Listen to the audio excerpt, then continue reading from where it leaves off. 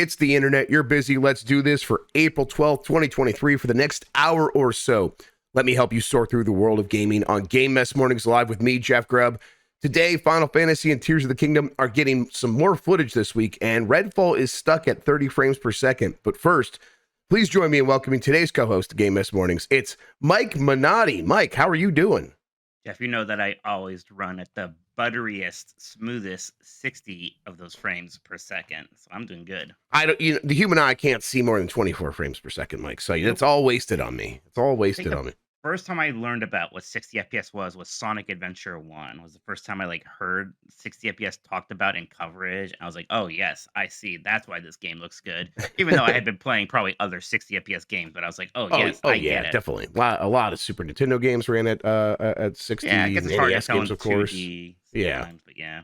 PlayStation, not a ton of 60 FPS games though. No, 64 also not a ton. So yeah, I guess in my defense, it was like, oh yes, this is why Sonic Adventure looks great. Yeah, we definitely had a break from 60 Wait a second. Now second. people are telling me Sonic Adventure was 30 FPS. I don't believe that. Wow, Mike, you're just a liar. Just a complete liar. That'd be funny if I am, actually. Maybe it was Sega Rally. Sega Rally, definitely 60 FPS. Yeah, I kind of remember that game being super smooth. At least, definitely when I played it in the arcade. But that's a smooth looking game. But like 30 frames per second is smooth enough for the launch of a new game. No, it's not. Which we'll have to get to here in a second. Definitely not. Red flags. Woo! Yep. We did our Metacritic guessing game for that game last night, and I'm like, well, wish I knew that. Wish I knew that. Huh? That's a bad sign. But yeah, hey, I'm back for Super Nintendo World. I hadn't seen you until last night. We did our podcast together last night, but back. It's this is the first Game Mess Mornings in quite some time. So I'm glad everybody's back and hanging out again. I guess I should have tweeted that we're back. I can maybe still do that. Giantbomb tweeted at least, and I tweeted, but hey. Oh, what happened while I was gone? What news happened? Oh, there were things. Very interesting. Yeah, man, what did happen while you were gone? I don't know. It's all a blur. Mostly just the Mario movie coming out and everybody freaking out about that. It was surprisingly quiet on the ABK thing, which is sort of suspicious to me, Jeff. That you're gone for a week and all of a sudden, finally, that news story slows down. Yeah, they're like, we're just going to wait for him to get back and then we'll hit him with like 5 more stupid things about that. That's... go ahead. I guess the one thing I really did get excited about was them fixing the font in the Final Fantasy Pixel remasters. So there's that. Yay. Yay. I did see that. I saw how excited you were. Do you think that's going to come to PC and mobile, or is that just going to be a console exclusive pixel font? Yeah, that's real weird. It's real weird that I could even think maybe that's the case. No, come on. How hard could that possibly be to release a font change to PC? And yet, I'm still not 100% sure. Like, why did they just say it? Why did they just say it already? This has to. That's so messed up. Yeah, it's weird. Square Enix is weird, but that's at least you can get it on the Switch with the better font. And that font does look way better. It's like significantly improved. A giant upgrade. I know it's like I harped on this thing a lot, but boy, do you see the font a lot when you play one of these games? Yes. And it was just driven me crazy to see that. The game is like 80% font. Like, yes. It's like mostly font. Yeah, exactly. So that was always pretty weird. All right, let's get into this. But before we do, let's explain what we do here. Most weekdays, I, Jeff Grubb, will help piece your gaming life back together. That includes breaking news and maybe even some of our own original reporting. For all these topics, I'll get the input of a bona fide expert who will make me look smart. If you are watching live on Twitch, welcome. You can always listen to the show later on podcast feeds by searching for Game Mess Mornings or find the RSS on giantbomb.com. You can also catch the show later with chapters and timestamps on YouTube. Hello, YouTube. Okay, we have a lot to get into, so let's start the morning mess with Redfall will only run at 30 frames per second on console at launch. This comes from a tweet that just got posted by the Redfall account, the play Redfall. Here's what they said. Redfall is launching on Xbox consoles with quality mode only. Xbox Series X will be 4K 30 frames per second. Xbox Series S will be 1440p 30 frames per second. 60 frames per second performance mode will be added via game update at a later date. Mike, this is bad. This is you just don't do this. Very bad. This is not okay anymore. It is especially since they're even like they're not like saying this is just what the game is. This is quality mode. We just don't have the other mode ready to go. I mean, now once that mode's here, this isn't a problem anymore. Sure, but why? How is this such an issue? These consoles have been, you've known what they were for a very long time. You've known what this game was going to be for a very long time. Is optimization to the point where you just get like a 1440p on Xbox Series X running at 60 frames per second? Is that really so hard? I mean, I don't know. Maybe it seems like one of the last things people work on, Jeff. I mean, when I did my Final Fantasy 16 preview in New York last month, it was only in quality mode, and they made a big point about that. Like, oh, performance mode is coming. We're working on it. So I guess that's yeah. I guess maybe that just comes later, and then that's when you realize, oh no, it's not coming together on time. Now, and I know delays suck, but to me, if you can't release your big AAA console game at 60 FPS, then you can't release it. It's not ready. I think that's just where standards are now. I know I have zero interest in playing any of these kind of games in 30 FPS. I look the last I think the last big game this happened with was Gotham Knights, and that had a lot of other problems, I'm sure. Yeah. But like coming out at 30 frames per second was this major talking point, and it was this like big kind of negative cloud over the thing, and I think it did hurt that game. And I think Redfall it doesn't have as many challenges as Gotham Knights in terms of like its message, but still, I think a lot of people are kind of confused about what it is. It's this new IP. It's kind of this hard thing to sell, and now you have this going on too. That just sounds like bad news, Jeff.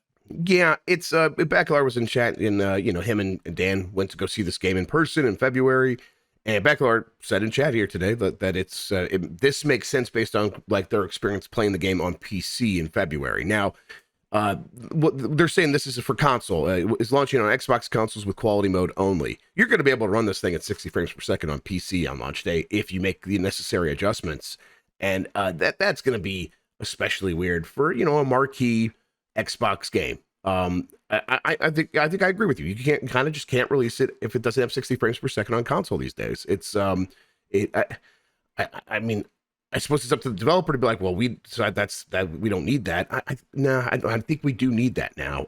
This is not going to completely ruin the play experience, but for me, I'm gonna be like, well, I'm clearly playing this on PC, and if PC wasn't an option, I probably would wait. I would probably be like, 30 frames per second is enough of a bummer to me at this point that I wouldn't want to play this game. I mean, maybe that's an overreaction to people who are like, I don't notice frame rate, but I think those people are fewer and further between because as these new consoles have established 60 frames per second as a really standard thing to expect, a lot of people have been like, oh, actually, no, I do think now I can't go back. Now going back to 30 frames per second is difficult. And I think developers know this. So, like, to your point of like the other games that have had this issue recently, is this indicative of other issues that are happening with this game that are bigger fires that they feel they need to put out first? And if that's the case, is this game in trouble? I mean, I think the game's maybe in trouble. I mean, you can't launch a game only in 30 FPS and say that the patch is coming later. And look, we live in a world, Jeff, where sometimes those things that are coming later never happens, right? I'm still waiting for that KOTOR 2 patch for Switch. It's going to add that the real ending and things Right. like that. Did that River City Girls 2 60 FPS patch finally hit yet? Right. I don't know. So yeah, now you're telling people to buy this game if they care about 60 FPS on a wing and a prayer. And I think that's the big thing he said earlier. Maybe there was a time where PlayStation 4, Xbox One users, certainly in the 360 PS3 era, they were fine with 30 FPS. They understood that's what they're getting a lot of the time. I think that genie is out of the bottle. I think that when people see those two options, it means a lot more to them than even a difference between like 1080 to 4K. And going back from that, even if like some people don't have that verbiage or they know exactly what it is, they're going to know that the game looks worse. I mean, they must have data. They must be able to see how many people prefer performance mode to quality mode. And I have to imagine that stuff leans pretty heavily on performance mode. Yeah, is there a chance though that we're out of touch and actually? Oh, absolutely. I'm wearing a freaking Final Fantasy 7 themed Frasier shirt. There's Yeah. a 1,000,000% chance that I am out of touch. Yes. Yeah, it's like maybe like most people actually do just go to the quality. Quality's better than whatever performance means, and they just play it that way and they never notice. I suppose that's entirely possible, but I do think that it's this is the kind of thing where a game like this is fighting an uphill battle. Like you said, like a lot of people in the chat are pointing out, it wasn't setting the world on fire. Not a lot of people were talking about how they have to have Redfall. So Redfall was already kind of requiring a situation where it had a word of mouth at launch based on the reviews and based on people getting on Game Pass and playing it as part of their subscription.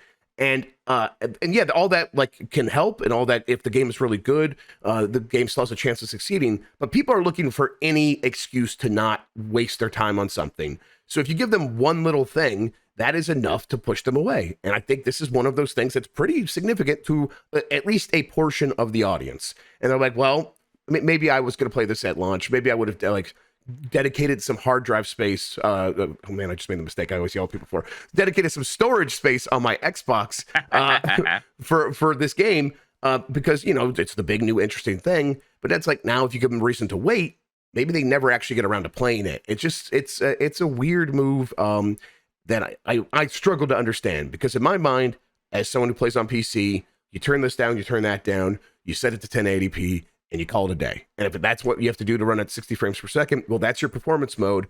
And then later you just improve your performance mode by being like, okay, well, now we can get it to run at 1440p at 60 frames per second with all the graphical effects turned on. And it just sounds like they don't want to make some certain compromise to the visual quality, to the image quality. And I don't agree with that. I think that's a bad move. I think that's going to end up, it's going to end up dampening my excitement for this game for sure. Oh yeah, I mean, you know, it's definitely. I mean, to be fair, for me, most games are to shoot things. I mean, I'm just going to play it on PC anyways. But True. I think that's going to hurt people who want to check it out on console. We'll see. I wonder, like, because you know, of course, on like Twitter, like on this tweet, everybody's reacting very negatively to it. I wonder if there's any chance that that gets to them, and it's like, oh, maybe we should delay it. I wonder if this is even a litmus test. Like, hey, let's say this and let's see what people react, and then maybe we will delay it. I mean, there's so many big games coming out soon, Jeff. Uh like when's Redfall supposed to launch again? It's like it's May. Is it early May or late May? I think it's before. I think it's early May, right? May 2nd. Right. Okay. So yeah. So Tears of the Kingdom month, and then not I can check the gamer browser. Excuse me. Right. How dare I? Yeah. So not too long after Jedi, not too and then right before like all those ridiculous June games. Like I don't think a delay would hurt. Now the problem is it's a very last second delay, and I imagine those are always extra costly because there's probably a lot of wheels already spinning in terms of marketing and things like that. But yeah, I just don't think you can do this. I don't think you can release a game at only 30 FPS Yeah, days. really, to me, it's like the performance mode must have some like bug associated with it that actually like makes the game unplayable. And they're like struggling to figure that out. That's the only thing I can really. I mean, and maybe it's maybe this it comes later isn't that much later, but they're like, hey, we're printing discs right now. Yeah. This thing is going to be on store shelves, and that version will have only 30 frames per second. And you know, let's just say it'll be 30 frames per second, and then maybe like a week later it'll come. It's just that doesn't seem like what they mean when they say it'll get updated later. Right now, I don't blame people for assuming the worst in this case. We'll see. This is, you know, one of Microsoft's big games and one of their first big games after a long period without anything.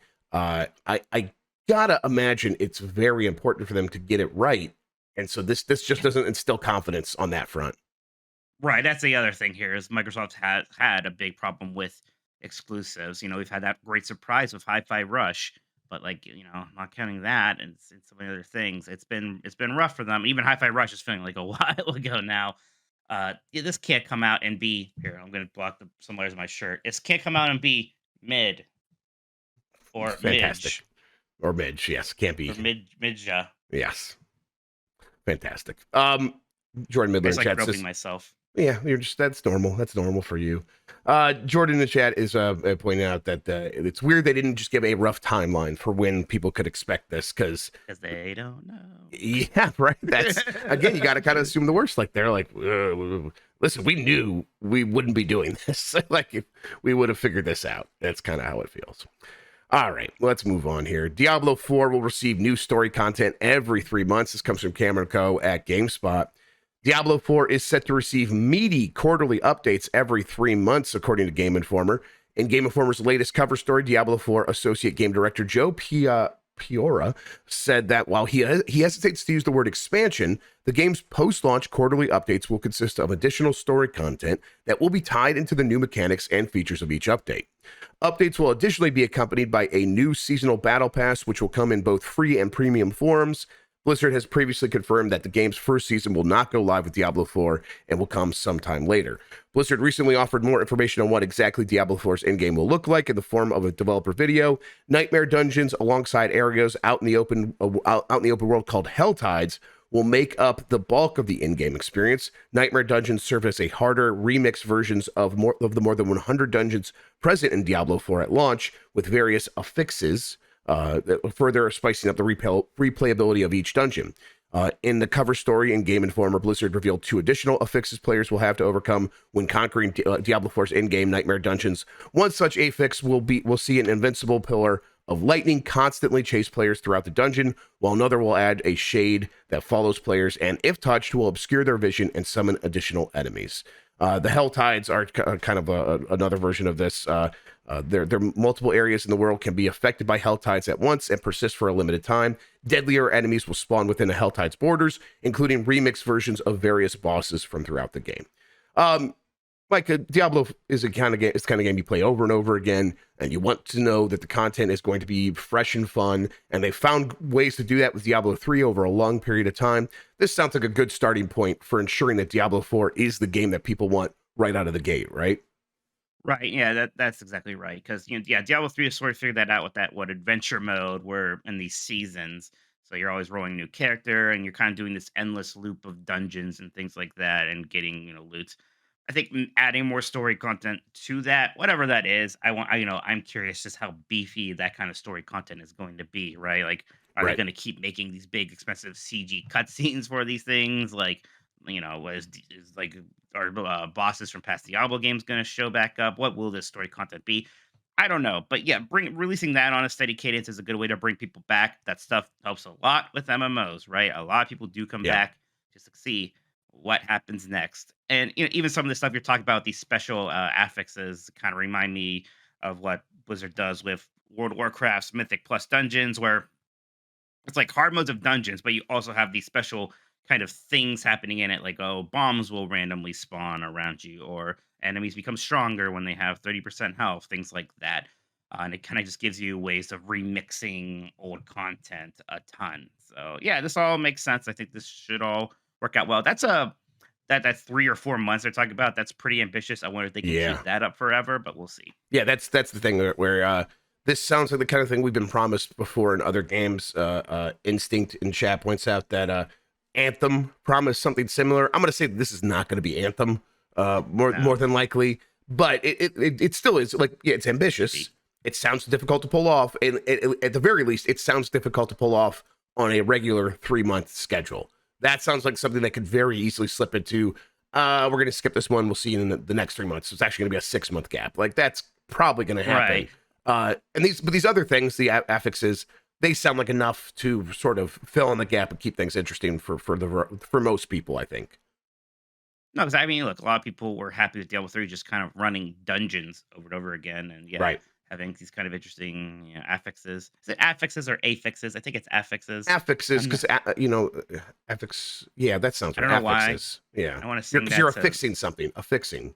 yeah, I want to Yeah. sing that to the Pocahontas song. Affixes, affixes, barely even human. Affixes, affixes.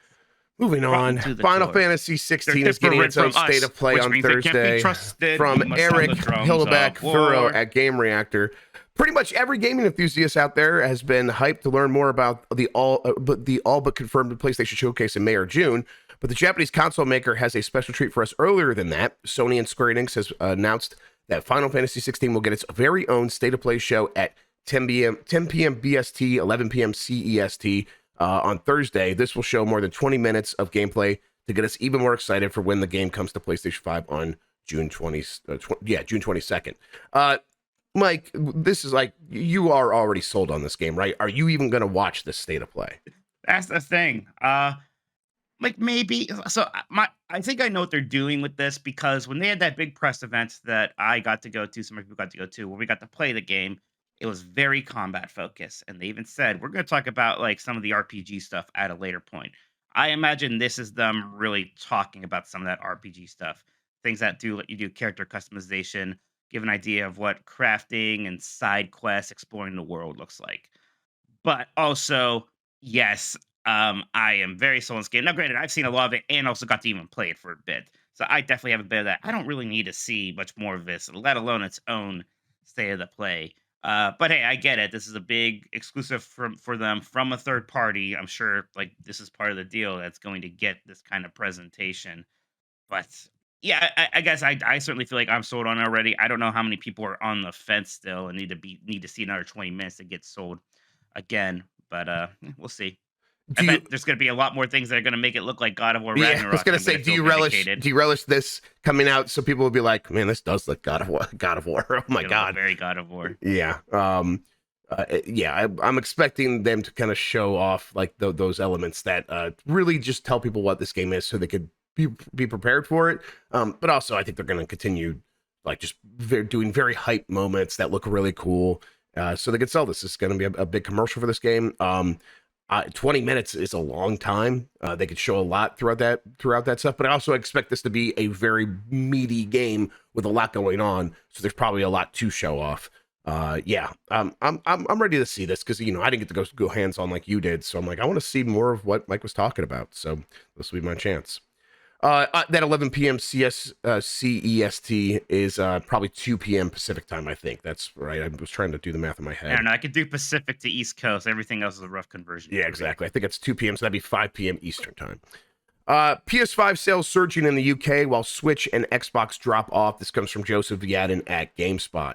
Sales for the PlayStation 5 have increased by 180% in the UK during the first quarter of 2023 when compared to the same time period in 2022. This helped push the console market overall with a 24.2% increase in sales overall during the same time period compared to last year. This comes by way of GamesIndustry.biz, which pulls its data from GfK and GSD. Despite the success of the consoles over the overall console market, Nintendo Switch sales were down by 25%, though it was still the second best-selling console for Q1 2023, and Xbox X and S sales were down by 18%. This means the PS5 was the main driver of console sales overall during this time period. The PS5 was still difficult to find during the first quarter of 2022, but now its availability has improved, making it much easier to buy from retailers. Mike, I think that's the real story here. Mostly is that the availability of the PS5 has just skyrocketed, and now that makes it's selling much better because of that. I also think that there is something to it that the big games of the first quarter, specifically Hogwarts, was so associated with the PlayStation 5 that you even heard anecdotally that people were picking up the PS5 to play that game. That seemed, and I think in the UK that was definitely happening as well, right? Yes, they like their Wizard Boys and they like their PlayStations in the UK quite a lot, Jeff. Yes, so I think that makes a lot of sense. I'll be interested to see once games actually start coming out for the Xbox if this number reverses for them or if they're just like the UK's over it already, which is in like really a possibility. I think the Xbox is mostly available, so I don't know if supply constraint issues are an issue. Maybe it is. I don't think so though.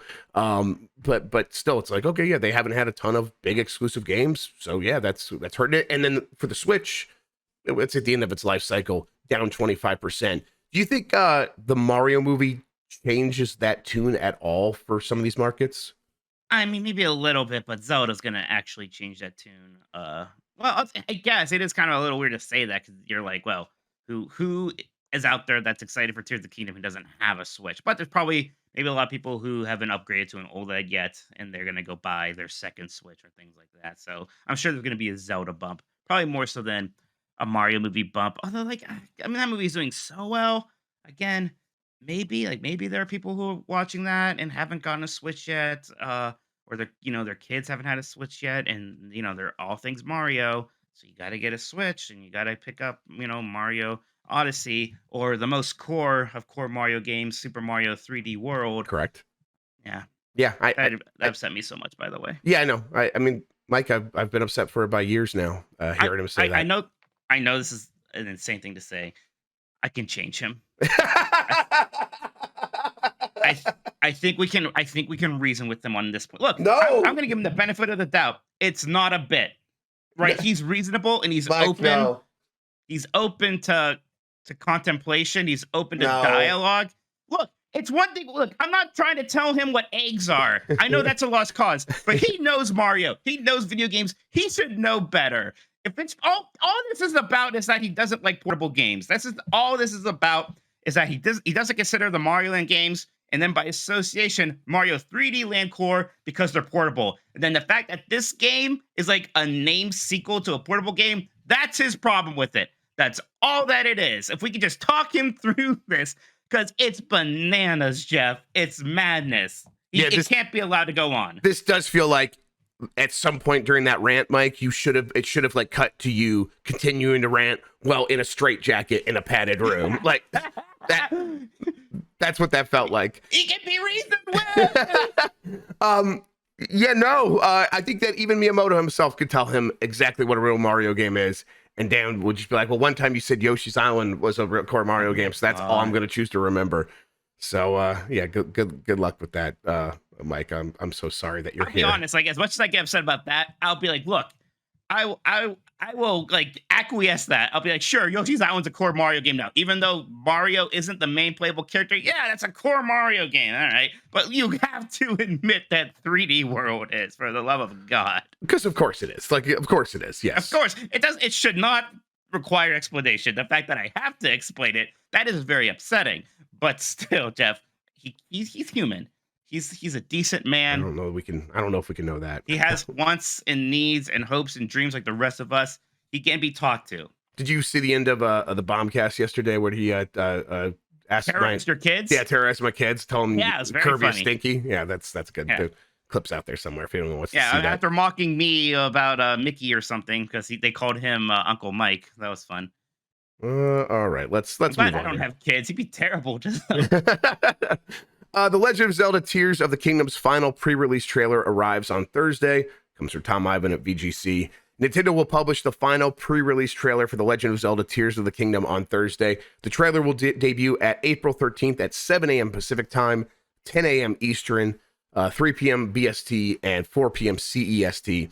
Lasting for approximately 3 minutes, it will be viewable on Nintendo's YouTube channel and via the embedded video at the top of this page. And then that's it. That's all you get.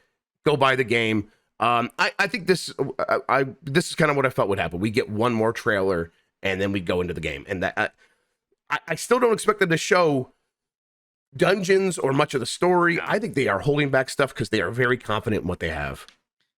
My big want here is that this is this game's E3 2017 trailer or whatever that I know was. that's like what you need. I understand. That's what I want. Yes. I want that really hype trailer with like just incredible music. Like, honestly, I wouldn't be surprised if there is a lot of quote unquote story stuff, because that's what that trailer was, even though that game. Yeah, I don't mean specifics. They will gesture at the story, definitely. Sure, you won't be able to piece anything together, really, except unless the lore creeps out there will be like very into it. Yeah. Right. But I think, because like, that trailer that everyone loved was like heavily focused on dialogue and story cutscenes, which are such a small part of the game, but it made for an incredible trailer. We kind of intercut it with those moments from the game. So, people have been kind of complaining about maybe a lack of hype, and that's what they mean, the kind of high octane, spectacular, epic, if you will, trailer that we got with Breath of the Wild. And hey, this seems like we could be gearing up for that now. Maybe I'm setting myself up for that expectation. And if it's, again, like a guy kind of just walking around the forest for a bit and showing off cool mechanics, I will like that. But I do want to see that like trailer. I want to cut to like that slow, real brass heavy version of the Zelda theme. And let's go. Yeah, I would have to go back and look at like what the last trailer was before Breath of the Wild came out, because they followed a pretty similar marketing campaign for this game as they did for the last game. But I don't think that was the E3 trailer got us real high. But that's no reason to assume that this won't be that. I also really want that. I mean, that's my favorite trailer for anything of all time. It's the most like it's so emotional and moving and incredible and like promises the world. And then the game delivers on it, so it's like, yeah, here it comes. Yeah, and then the music It's like kicks every in. little thing from that. I remember just the way Rivali spins. It goes, ha ha ha. Yeah, like, I think about that all the time. Like for looks some over reason. his shoulders. Yeah, totally. Yeah, I'm like, yeah, let's go. This bird guy. Yeah, okay. Right. It's really cool. I hope that's what this is as well. But at this point, I'm fully bought in after that 10-minute gameplay session. Sure. So just give it to me, whatever. Although after beating Resident Evil 4 and now I'm halfway through my professional run, there's like a part of me that's like, maybe I would be surprised if Tears of the Kingdom is Game of the Year. I don't know. Resident Evil 4 is real good. Resident Evil 4 is a very good game. Amazing. I love it. THQ Nordic community manager denies claims that AEW Fight Forever is basically ready. This comes from Chris Scullion at VGC. THQ Nordic's global senior community manager has shot down claims that AEW Fight Forever is essentially complete. Last month, AEW president Tony Khan, known cokehead, claimed that game was finished during during a press conference following the company's AEW Revolution pay-per-view event. Quote, I can't say the exact release date, Khan said at the time, as reported by Wrestling Inc. There's a lot of things that go into that, and I don't want to step on anybody with that. It is coming very soon. The game is finished. However, following another claim that the game was ready, THQ's Per Halimbo, known as Zaidi Online, stated that that wasn't the case. After being shown a tweet saying the AEW Fight Forever video game is basically ready, Halimbo replied, I mean, if you want an unfinished game, sure, we could release it now. He added, the game is doing really well and is getting there, but not 100% yet. So yeah, just another rumor on Twitter, I fear. When followers started to wonder why some were claiming it was ready, Halimbo explained, there are a lot of things to take into consideration when developing a game. Submission, QA, localization, ratings, optimization, polish, coding, and much more. So even if a game looks finished to some people, if it missed one of those steps, it isn't finished or ready to release.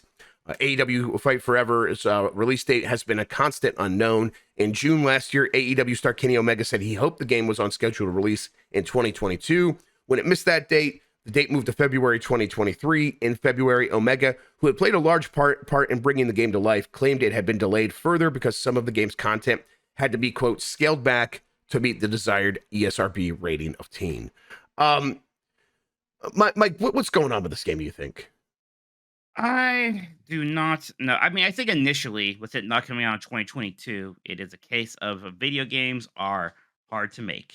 And you are trying to make your first wrestling video game, and you have an experienced developer with Ukes, but they're not able to use a lot of their, kind of tech and assets from those 2K games that they used to make. So they're doing a lot of things from scratch, and you're doing it with THQ Nordic and with this company AEW that's new. So I think initially it was that, and then it's a matter of, well, how are playtesters feeling? And I think we're always going to have this trouble of people being kind of thrown off by the graphics of this thing, because it always had to be this kind of, quote unquote double A sort of thing. It was not going to look like WWE, and I think 2K, those games look pretty good now. That new one just came out. People like that. That's another thing. Of course, you wouldn't have released it like last month when that came out. Like, of course, you want to give it some window space there. But I think they are maybe struggling to get this in a place where they're happy with it. Because if you're not going to win on graphics, and you have to really win with gameplay. And I know they want to sort of capture that No Mercy, that Nintendo 64 era thing. And maybe that's a great idea on paper. And then maybe once you get that in front of testers, you get different feedback. I don't know. There's a lot of things that could go wrong with making a video game, Jeff. And it seems like something is going pretty wrong here. It's concerning. Yeah, it seems like a collection of small things on top of all of what you just mentioned, of like just making a game like this good is difficult. It seemed like the ESRB thing does seem real, where they were like, they kept getting an M rating. Yes, I think that was real. They probably had too much blood. Almost certainly. Moxley just started bleeding 2 seconds into every match. Right, exactly. His face just a constant crimson mask. They could not figure out how to uncode that. Like, it was hard in there. They mo-capped him. It was just part of it. Yeah, exactly. Yes, that was just part of the face capture. And then the Fight Forever subtitle apparently had some trademark issues and things like that. So it's like, that's another headache. And do they risk launching the game when it's like they could get sued and have to take it off shelves? Like, Probably not. They probably would be like, okay, let's pull back again. And so it just sounds like things are piling up for them. Honestly, it sounds a lot like a Tony Khan initiative where they have big ideas about what it could be, and then they don't quite know how to get it over the finish line.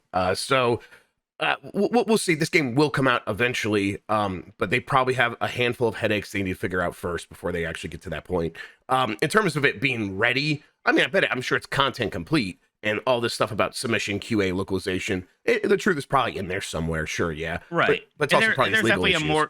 a most generous world where it was just initially delayed for normal boring video game things, and then all this other stuff about the ESRB and the copyrights, that's an issue. And then yeah, you are bumping up against the WWE game, so then you just Right. naturally kind of delay it a bit. And maybe hey, maybe it's THQ Nordic guy who's kind of maybe being a bit falsy when he's like, oh, the game's just not ready. Maybe it is practically ready, and timing is an issue now more than anything else. But who knows? Exactly. Nvidia announces the RTX 4070, a somewhat reasonably priced desktop GPU. This comes from Cameron Faulkner at Polygon. A 40 series card that won't require a bigger case. Nvidia announced the GeForce RTX 4070 desktop GPU, a move that anyone who's been putting off for a new mid-range DIY PC build has likely been eagerly awaiting. It puts the company's impressive Ada Lovelace graphics architecture within grasp for people who don't want to spend $1,000 or more on a huge graphics card. It's launching tomorrow, April 13th, starting at $599 for NVIDIA's Founders Edition. $599 US dollars. Yes, $599 US dollars, and That's then for the kids. yes, there you go for all of course the youngins out there. As is always the case, other manufacturers like Asus, Zotac, Gigabyte, MSI, and others are putting out factory overclocked variants as well. The RTX 4070 Founders Edition card requires a 650 watt power supply, and it connects via two PCIe 8-pin cables. Lots of other specifics in here, but this is like the card that's, I hate to say it, but like this is the one that's like for the mainstream at $599. For the normies, Jeff. Yes, Huh? for the normies. That used to be at like $250 was the price for that. Oh, dang. And they have really found a way to take some profit and be like, no, now this is the normal price for a graphics card. It's pretty wild. They've paid the price for this a little bit where after the pandemic and after the rush for hardware, these 40 series cards are very easy to get because they're not selling very fast because they are very overpriced. And people have let Nvidia know that. But Nvidia doesn't seem willing to sort of let go of the price and be like, okay, well, I guess we'll lower things, we'll cut things down, or we'll introduce things at a much lower price. I think they're like, no, we're just going to try to see this through, get to the other side, and let people know this is just what cards are going to cost going forward. That said, if this is the world we're in, $599 for a 4070 targeting really good performance at 1440p, this is probably going to be a pretty good card. So if you've been waiting and waiting and waiting, this is probably a good chance to get in. It is going to have like a DLSS 3.0 and all those extra features and stuff like that. It'll have AV1 encoding, which is incredible. If you want to, stream 4K to YouTube at 6 kilobits or 6 megabits per second, well, you could do that with this card. So pretty cool stuff. Yeah, so like someone like me has a 3070 Ti, right? If I was going to upgrade, maybe I shouldn't. Maybe I'm just good. Would I get this, you think? Would you recommend I just spring for the bigger one? I know there's a lot of other considerations. Like they said, the size of your case, which is a problem with these really big, expensive cards. Yeah. Well, what monitor do you use? Do you play at 4K? I have a 4K monitor. I think that in your case, you probably then go for the 4070 Ti. Is that out? Yeah, yes. You probably go for the 4070 Ti. It is more expensive, but it's gonna get you to 4K pretty reliably. So yeah. But if you're okay with playing at 1440p, 4070 is that's the one to go with. I think it's the best bang for your buck so far from Nvidia this generation. Hey, basically, Lexi just shared that the PlayStation Plus games got announced. Oh, okay. April. You want me to tell you those? Yeah, just tell me. Yeah, let's do it. Thank you, Lex. Yeah, we got Kena in the Bridge of Spirits. Or Ooh, Kena. okay. Yeah, Kena. That's a fun game. Doom Eternal. That's a good one. Riders Republic. Remember Riders Republic? Do people like Riders Republic? I play Riders Republic every day. I'm lying. I haven't played it since it came out. Here's some game I don't think you like. Wolfenstein 2, The New Colossus. Ooh, yeah, get that shit. Everyone should play that. Hell yeah. I keep wanting to replay that game. This won't be the reason, because I'll just probably play it on my Steam Deck, actually. But yeah, that's awesome. That's actually good. That's a really good month. Slay the Spire. I haven't Ooh, done yet. Monster Boy and the Cursed Kingdom. It's fun. The Evil Within. Oh, Wolfenstein the Old Blood also. That's fun. Bassmaster Fishing. Let's go. Um, Paradise Killer. Jeff, I think this game has some mommies and zaddies. It looks like my understanding is that there's some mommies in there. Sackboy Big Adventure wasn't on PlayStation Plus. Okay. Weird. Oh, okay. And then here are the PlayStation Premium classics. Doom, Doom 2, like the PlayStation 4 version. Same thing with Sure. Doom 64. These are PlayStation 4 versions. Also Doom 3. So those are all PlayStation 4 versions. And Dishonored from PlayStation 4 Definitive Edition. That's a lot of Bethesda games. Yeah, that is a lot of Bethesda games, isn't it? Wow, they look so conciliatory. They look so willing to work with Sony. How Yeah. incredible. Well, I mean, Sony also very willing to be like, yeah, we'll take your game. So Yeah, I'll take it. yeah, it's that's strange, but all right, cool. That's a good. So these are the PlayStation Plus extra and premium tier games, right? Yes. Right. And I the don't know classics, where the classics are the premium games only. So you can. PlayStation Premium Classics is probably the premium stuff. Yeah. Okay. All right. Well, that's a pretty good drop. Available. All these games will be available on April 18th. Okay. Cool. Thank you, Mike. Let's see here. Nintendo Switch version of Rogue Company no longer being supported after the end of June. This comes from My Nintendo News. Hi-Res Studios, the developer of Rogue Company, has announced that the Switch version of the free-to-play team-based multiplayer shooter will no longer be supported after June 20th. In a statement, the team explained that after much consideration and discussion, they decided to end support for the Switch version due to its performance not meeting their standards. They acknowledged that this decision will impact the community, but stated that it will allow them to provide better support and updates for players on other platforms. As of April 11th, in-game purchases for real money will no longer be available, and the Nintendo eShop purchases will be turned off as soon as possible. Mike, do you even remember this game? No. It was the sort of more realistic looking team-based multiplayer thing. Realistic, not really, but from the team that, Hi-Res, which they did... what are their other games? They have one that's shoot. They have one that's Smite, like Overwatch. Right? Yeah, and then they did Smite. Yes, Smite. Yes. Yeah. And they launched this game on Switch like day one alongside everything else. And surprise, here we are. No one's really playing it on Switch. I mean, a lot of these games have had that problem, right? I mean, Apex Legends had that problem. Yes. I don't think a lot of people are playing Overwatch on Switch. It's one of those things where at first where it was like, oh, look, Apex Legends and Overwatch are on Switch. A lot of people then try it. And they go and they tweet, wow, this works surprisingly well. And then they go back to playing it on PC, right? Yes, that's exactly right. No one's playing really competitive games on the Switch. Not really. Mario Kart, sure. Fortnite, maybe. Anything else? No. Like that's just not working for them. And so, yeah, this is not very surprising that we're here. I expect going forward, not many other studios are going to go through the effort of making a Switch port of their game. That just is not going to... I mean, maybe Switch 2 when it's easier and the games could run really well, but for now, this is just not worth it. The audience, it just doesn't match up for what these kinds of games would need.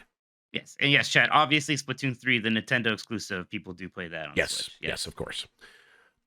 Switch Online adds Pokemon Stadium to the Nintendo 64 library today, out now. This comes from Liam Doolin at Nintendo Life. Last week, Nintendo announced that it would be adding the original Pokemon Stadium to Switch Online N64 service. That big day has now arrived, with the year 2000 release returning with the original 151 Pokemon for Pokemon Red, Blue, Yellow, and just like the N64 release, there are solo and multiplayer modes as well as mini games. Unfortunately, you won't be able to transfer your Pokemon from the Game Boy titles in this version. No. Yes. Any chance you're going to get in and play this? I remember playing Pokemon Stadium at the time. I had my time with it. I'm probably not going to go in there and play just with random Pokemon in these mini games, but I don't know. I never really played the mini games very much. Are they any good? I mean, the mini games are fun. They're fine. I think they get maybe a little bit too much of a nostalgia and glow up for what they were. But yeah, I like those games. I could play them a little bit. No, this doesn't do a whole lot for me, really. I mean, back in the day, I was really excited about it because it was so novel. The idea that I could see my Pokemon in Exactly 3D graphics. Now that's cute. It's almost a little annoying that this is like the one Nintendo 64 game I get this month, to be honest. That's kind of how I feel as well. I'm like, oh man, I got to wait a whole other month for one of these other ones. I get Excite Bike instead, actually, please. Yes, so we are currently waiting for Mario Party 3, Pokemon Stadium 2, 1080 Snowboarding, and Excite Bike 64 Japan's also getting Harvest Moon 64, by the way. Yeah, why aren't we getting that? Because that's a great one. Yeah, that's just awesome. I know it's just silly. I know a lot of people who fell in love with that genre because of that game at that time. First one I played, that was the first game where I could where there was like a romancing option, and I thought that was very exciting when I was like 12 and going through puberty. And I was like, I'm gonna get married. Oh, this woman likes me. Just keep giving her presents and she'll like me. My hormones make me want to get married. I want a fairy tale wedding. Right.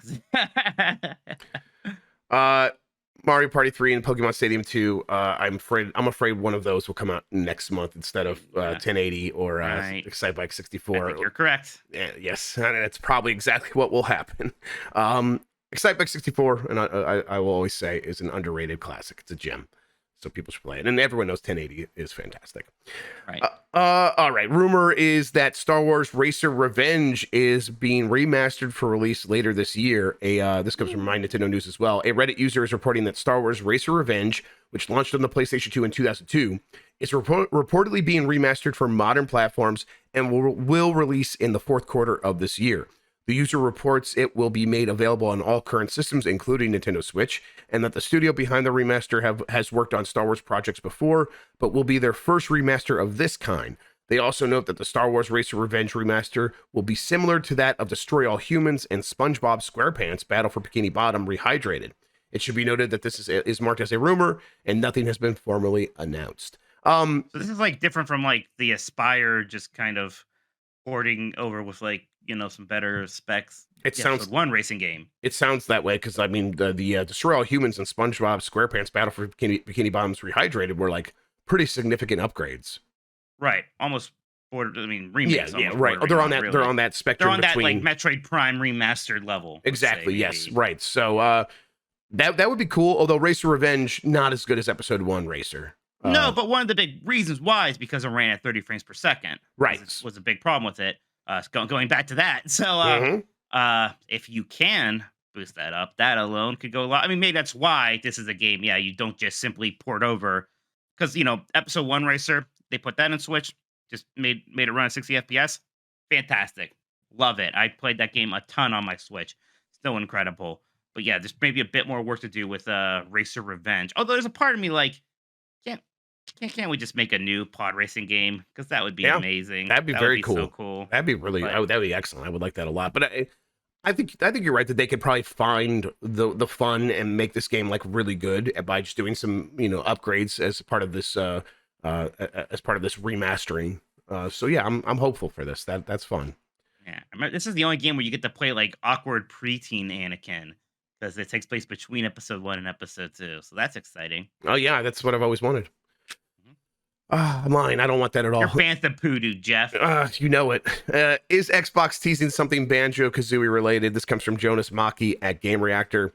We are probably grasping at straws here, but we're just as starved for Banjo-Kazooie as everyone else. Therefore, we couldn't help but notice that the official Xbox account of Australia and New Zealand shared a picture puzzle yesterday, which basically just says Banjo-Kazooie. People are taking this to maybe mean that a Banjo-Kazooie game is in the works. Mikey, what do you think? Do you think this is happening? I think it might be happening. I think whatever their social media teams in those specific territories are doing is probably not. I don't think that's they're exactly what I thought. Yes, I'm like, maybe this is happening. This has nothing to do with that. And I'll bring up a picture of this. Like, this is just a community manager, social media manager having fun with stuff. Yeah. Encouraging more people to go play Nuts and Bolts. Yeah. Oh, come on. This is nothing. That's just them having fun. Look, I agree that it makes a lot of sense for them to bring back Banjo-Kazooie. So many other of these properties that have been dormant this long, people don't care about anymore, and people do still talk about and revere Banjo-Kazooie. It'd be a little silly not to give that another try. With one of these studios. There, I don't know which one exactly. I know people say Double Fine. That could make sense, but Double Fine probably wants to do its own thing. They're not more than make a Banjo-Kazooie. There are other people out there. Toys for Bob would be a great fit once Activision's That would be a fantastic fit. That would make a zillion sense. I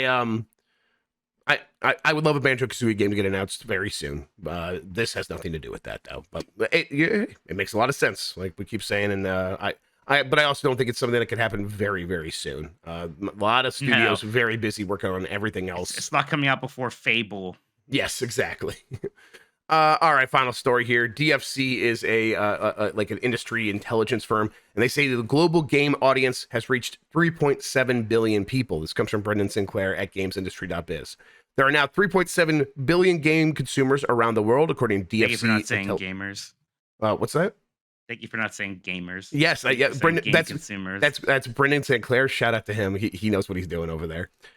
He said, according to DFC Intelligence's global game consumer market overview, which was released last week, while that means that the gaming audience is rapidly approaching half the world's population, DFC noted a significant difference between people who play games and people who comprise the bulk of the industry's business.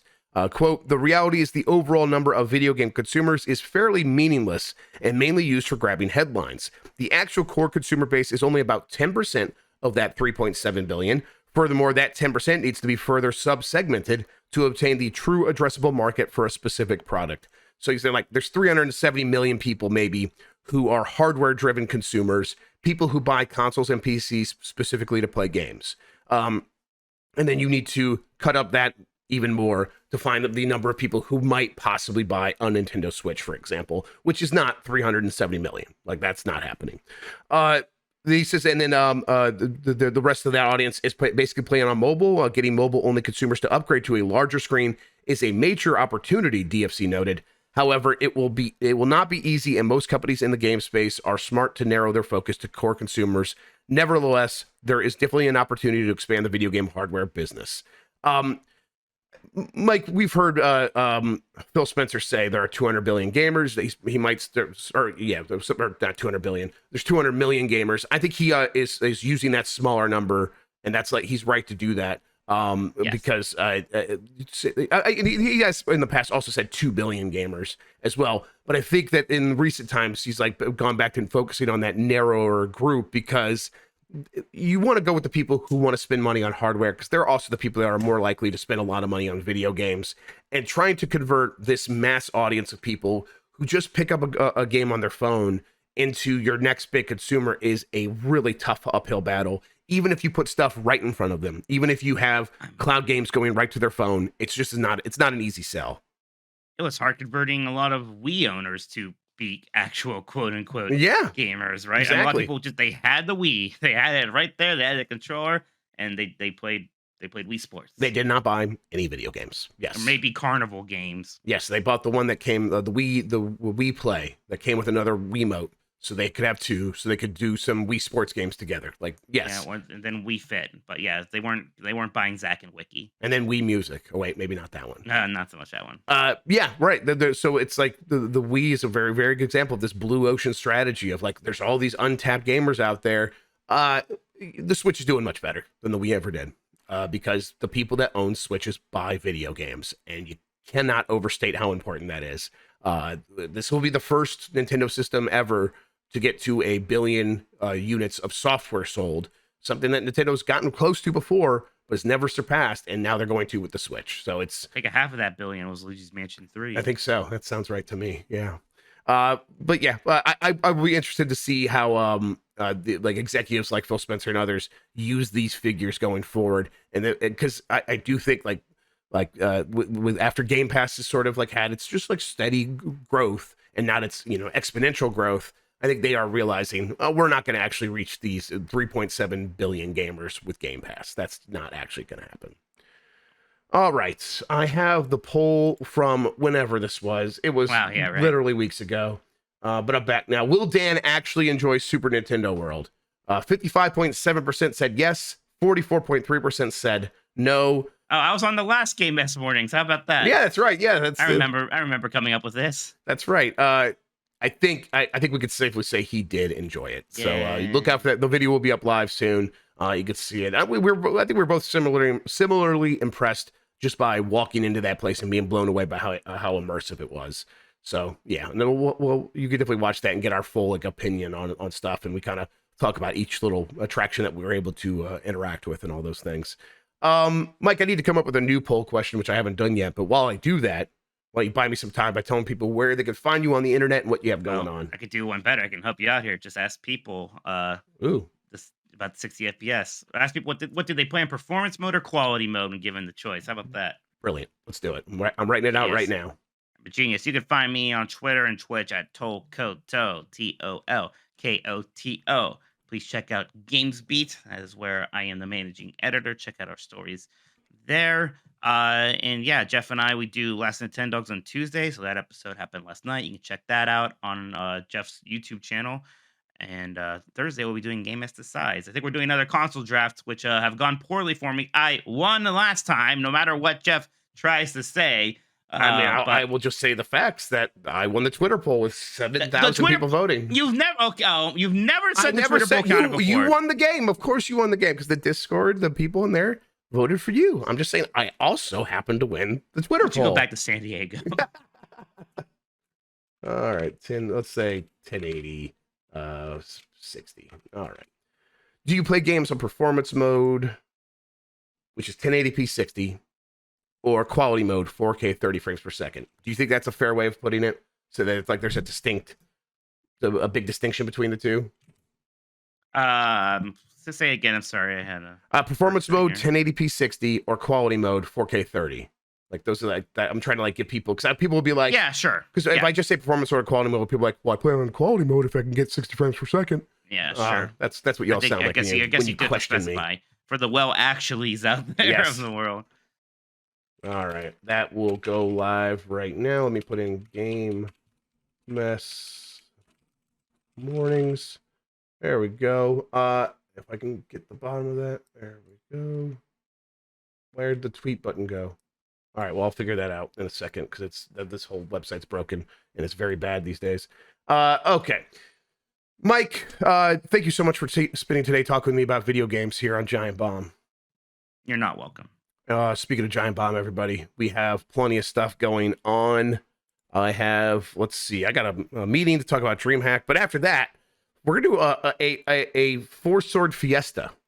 We are gonna do the Connectivity Compadres, which is the name Mike came up with. That's right. Just in case we decide to also play Crystal Chronicles. Yes, just in case.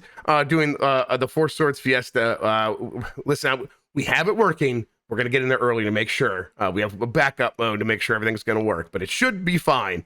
We're going to play Four Swords Adventures. That's going to start probably around 3:30ish. 3:30, because we're going to get there at 3 and try to get everything working. So 3:30 for when it actually starts. And then tomorrow we have Blight Club with Mike playing the new game. It's all Mike's turn. We have received an MP4 from one Alex Navarro announcing what the game is. And Mike has that, but he hasn't watched it, so he doesn't know. He's got the game in his hands. He doesn't know what it is. It is, once again, an original Xbox game. Feel free to keep guessing. I personally haven't seen anyone get it right yet. Dan said he did see someone. Yes. Okay. All right. And then voicemail dump truck tomorrow, and then UPF on Friday and all that stuff. Game Mess Morning for the rest of the week. Gonna have Jan on tomorrow. Gonna have Bailey on from Fandom on Friday. So look out for that. That's gonna be fun. They definitely know what they're talking about. Emma and Bailey. Gonna have Bailey on Friday. Gonna try to get Emma on next week. So look out for that, everybody. Okay. Once again, Mike, thank you so much. Thank you, everybody, for watching. You're the best audience in gaming. Until next time, have a good one. Take care of yourself, and goodbye.